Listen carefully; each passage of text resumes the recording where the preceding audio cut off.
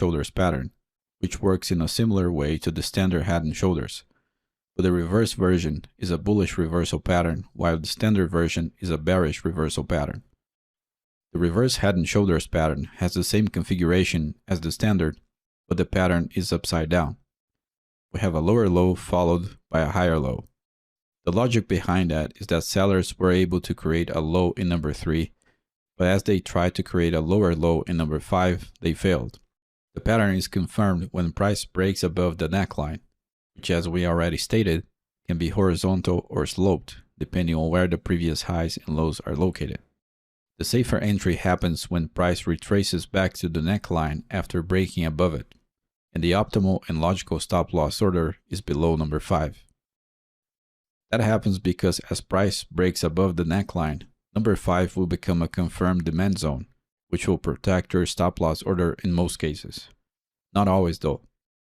This confirmation of the demand zone might not happen if we are dealing with a reverse head and shoulders that has a downsloping neckline that is too steep. The target for the trade must be at least 3 times as big as the stop. You must maintain a risk-reward like that if you want to survive trading in the long term, but that's a subject for another course. Next in line, we have a bullish reversal pattern called double bottom, and as the name suggests, it's formed by 2 lows that sit in the same price level.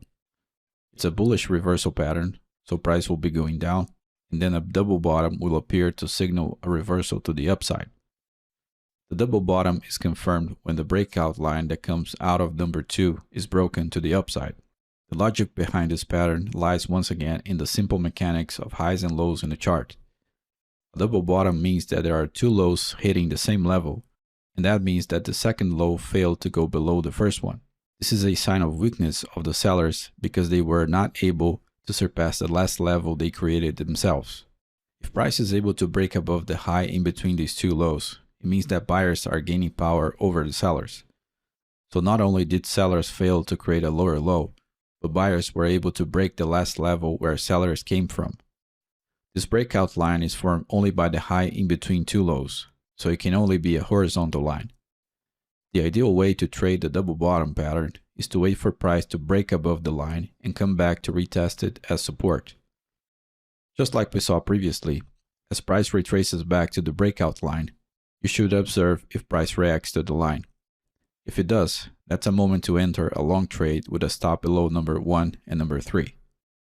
That's the logical stop loss order because as price breaks above the line, it confirms a demand zone in low number 3. So that zone will work as a cushion of protection for your stop. It doesn't always work, of course, but by using this logic, you can increase your chances of avoiding a stop loss. The target should be at least 3 times as big as the stop loss size. Once your stop and take profit targets are set, you should not move them at all. You need to wait for the market to either hit your stop or your target. Just like we have the double bottom as a bullish reversal pattern, we also have the double top as a bearish reversal pattern. This pattern is formed by 2 highs that sit in the same price level. It's a bearish reversal pattern, so price will be going up, and then a double top will appear to signal a reversal to the downside.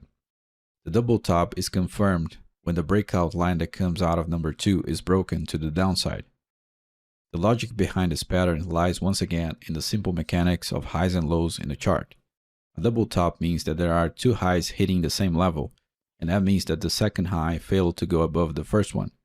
This is a sign of weakness of the buyers because they were not able to surpass the last level they created themselves. If price is able to break below the low in between these 2 highs, it means that sellers are gaining power over the buyers.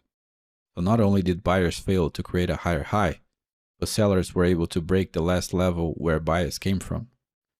This breakout line is formed only by the low in between 2 highs, so it can only be a horizontal line.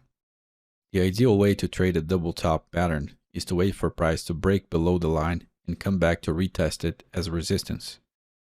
Just like we saw previously, as price retraces back to the breakout line, you should watch and observe if price reacts to the line.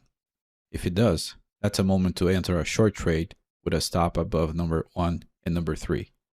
That's the logical stop loss order because as price breaks below the line, it confirms a supply zone in high number 3. So that zone will work as a cushion of protection for your stop.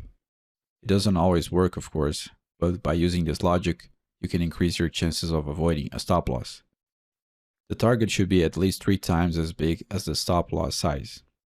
Once your stop and take profit targets are set, you should not move them at all. You need to wait for the market to either hit your stop or your target. There are traders that don't wait for price to retrace back to the breakout line, but as it was stated before, this can be a little riskier because your stop loss size will be bigger since you'll be entering in a worse position. Traders do this when they are afraid of missing the opportunity, so they sacrifice their entry a little bit, or sometimes a lot, just to be part of the trade. However, over the long run, acting like this will be bad for your equity curve. The next reversal pattern we are going to study is in some sense a logical extension of the double bottom.